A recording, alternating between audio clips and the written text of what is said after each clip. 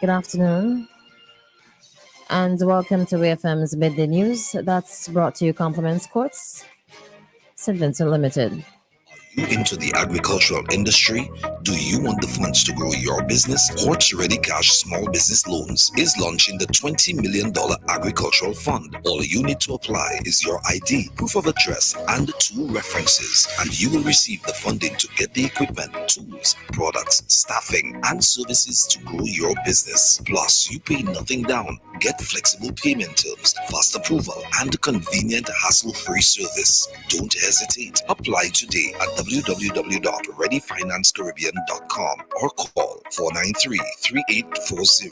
Quartz Ready Cash Small Business Loans. Every day, we help businesses succeed. Welcome back. I'm your presenter, Christal. Locally, Minister of National Mobilization, Orlando Brewster, has highlighted the benefits being derived by local fisherfolk involved in the Engender program. Treachery fishers in St. Vincent and the Grenadines recently received livelihood support through the Enabling Gender Responsive Disaster Recovery, Climate and Environmental Resilience in the Caribbean, or Engender program. Minister Brewster says that the training that the treachery fishers have received through this program are sure to spill over to the other fisherfolk in the country. We hear more from Minister Brewster.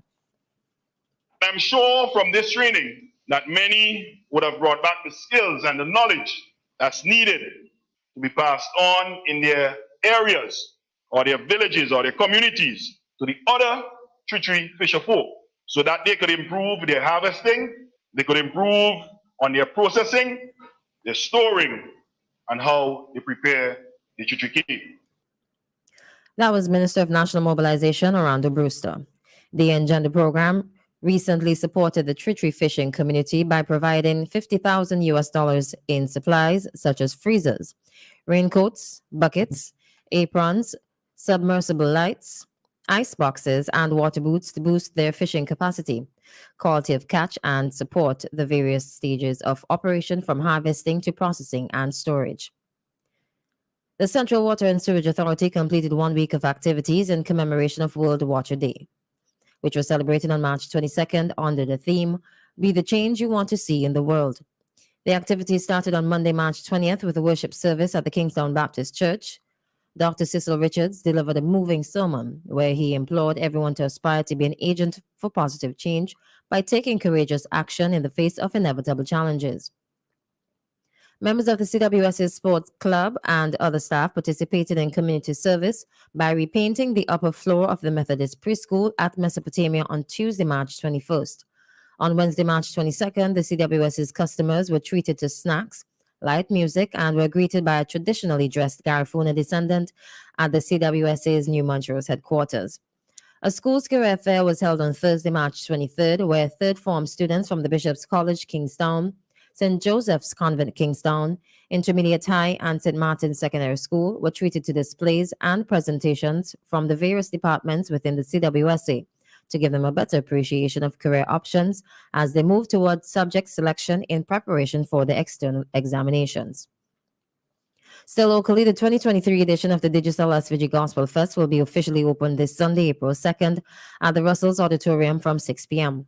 The festival, which was started in 2003 and is now into its 21st year, has become a major event on the national calendar and showcases Vincentian gospel expressions in music, song, dance, and drama. The evening's program will feature 5 local recording gospel artists, such as the Ecclesia Gospel Band from Sandy Bay, Andres Bascom, Gary Miller, the 2022 New Song Contest winner Alyssa Ann Laborde, and Minister Pearl McMaster. Addresses will come from Chairman of the Gospel Fest Committee, Mr. Leroy Brown, Digicel, and Chief Cultural Officer Maxine Brown, who will be officially declaring the festival open. According to an official release following the opening this Sunday, the festival will continue with shows every weekend in April at the Russell's Auditorium. The festival events this year return to having full audience participation following the easing of COVID-19 protocols. Digital SVG Gospel Fest 2023 is being held under the theme, A Glorious Celebration of the Gospel of Jesus Christ. In the region, senior police experts from the United Kingdom will conduct a strategic review of the Barbados Police Service, or TBPS. The disclosure came on Wednesday after Barbados' Prime Minister Mia Amor Motley, Attorney General and Minister of Legal Affairs Dale Marshall, and UK Minister for the Americas and Caribbean David Rutley met to discuss increased British support for Barbados in tackling serious and organized crime and other matters. A statement from the government said the review of TBPS is coming at the request of Prime Minister Motley.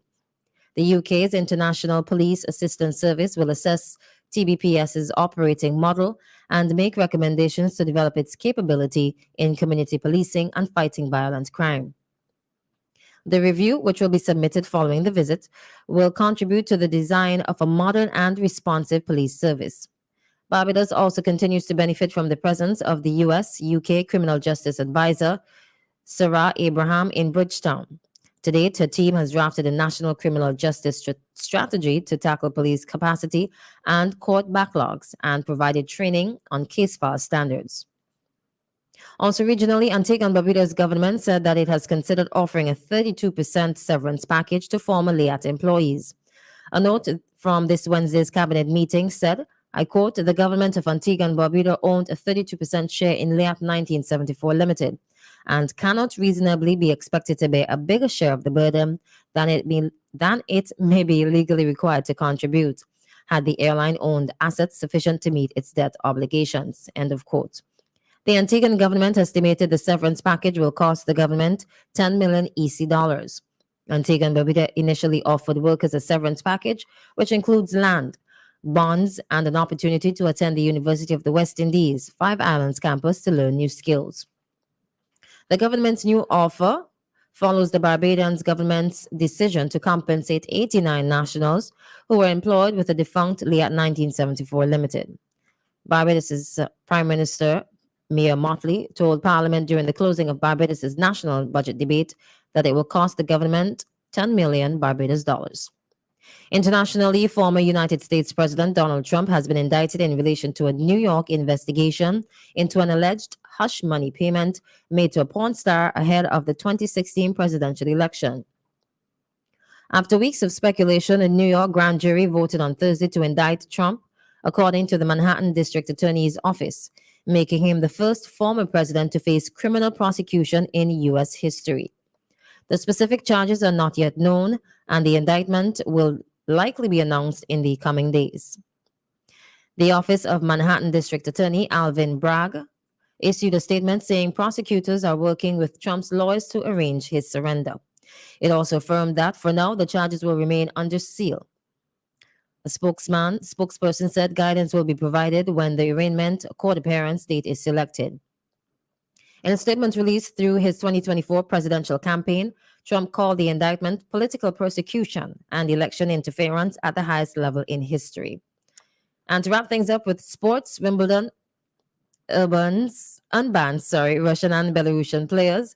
Russian and Belarusian players will be able to compete at Wimbledon this summer after the All England club lifted the ban it imposed last year. The players will be able to feature this year, subject to competing as neutral athletes and complying with certain conditions. They were banned in response to Russia's invasion of Ukraine and the support provided by Belarus. The decision also covers other British events held in the run-up to Wimbledon, most notably the tournaments at Queen's and Eastbourne. Conditions players must comply with include agreeing not to support the Russian and/or Belarusian states or their regimes and leaders, and not receiving funding from Russian and/or Belarusian states, including sponsorship from companies operated or controlled by them. Wimbledon starts this year on July 3rd at the All England Club. Thank you so much for listening to WEFM's Midday News. And thanks to Courts and Vincent Limited for sponsoring.